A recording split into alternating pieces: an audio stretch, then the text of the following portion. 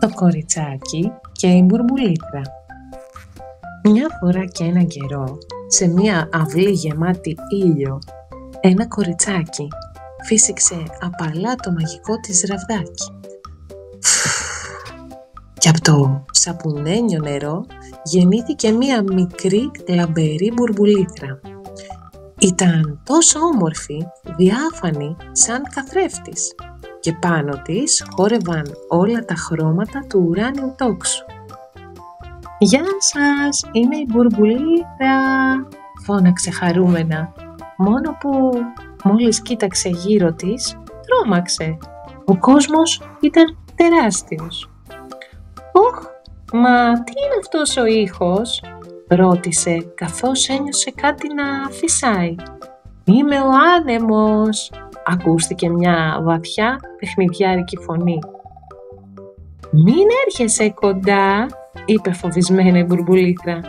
«Αν φυσήξεις δυνατά θα σκάσω». Ο άνεμος γέλασε απαλά. «Μικρή μου, αν δεν φυσήξω εγώ, πώς θα ταξιδέψεις?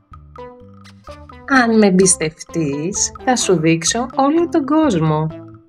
Η μπουρμπουλήθρα δίστασε. Κοίταξε το κοριτσάκι που την είχε δημιουργήσει, το χεράκι της στον ήλιο πάνω της και ήταν τόσο όμορφα εκεί, αλλά και τόσο μικρά. «Ίσως λίγο», ψιθύρισε τελικά. Και τότε ο άνεμος φύσηξε απαλά. Η μπουρμπουλήθρα άρχισε να ανεβαίνει ψηλά.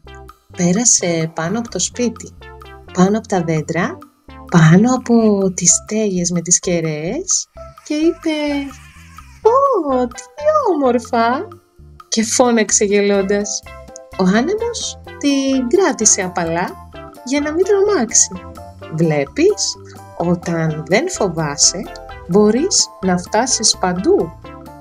Πέρασαν πάνω από μία λίμνη και η μπουρμπουλήθρα είδε το είδωλό της να καθρεφτίζεται. «Κοίτα, είμαι πιο όμορφη από όσο νόμιζα». Ο άνεμος χαμογέλασε.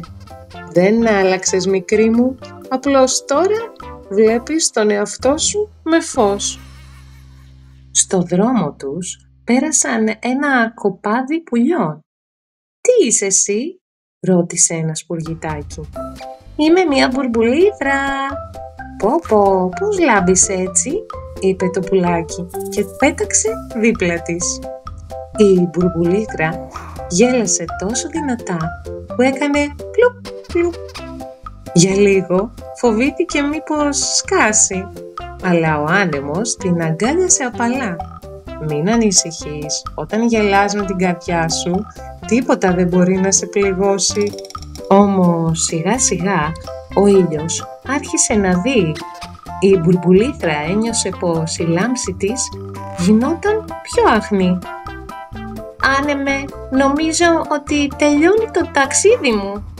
Ο άνεμος την κοίταξε με καλοσύνη. «Τίποτα δεν τελειώνει στα αλήθεια, μικρή μου. Κάθε μπουρμπουλήθρα που σκάει αφήνει πίσω της χιλιάδες μικρές σταγόνες που ξανά γίνονται νερό και ξανά ζωή». Η μπουρμπουλήθρα χαμογέλασε. «Δηλαδή θα ξαναγίνω μέρος του κόσμου?» «Ήσουν πάντα μέρος του κόσμου». Και εκείνη τη στιγμή, με ένα απαλό πλουπ, η μπουρμπουλήθρα ενώθηκε με το φως του ήλιου που έβγε. Το κοριτσάκι στην αυλή κοίταξε τον ουρανό. Για μια στιγμή της φάνηκε πως ένα μικρό ουράνιο τόξο χαμογέλασε ανάμεσα στα σύννεφα και εκείνη ψιθύρισε. «Καλή αντάμωση, μικρή μου μπουρμπουλήθρα». Γι' αυτό λοιπόν, παιδιά, να σας πω κάτι. Όταν εμπιστεύεσαι τη ζωή, σε ταξιδεύει πιο ψηλά από όσο φαντάστηκες. Αν σου αρέσουν και σένα τα μαγικά παραμύθια, κάνε μια εγγραφή στο κανάλι μας για περισσότερη μαγεία παραμυθιών.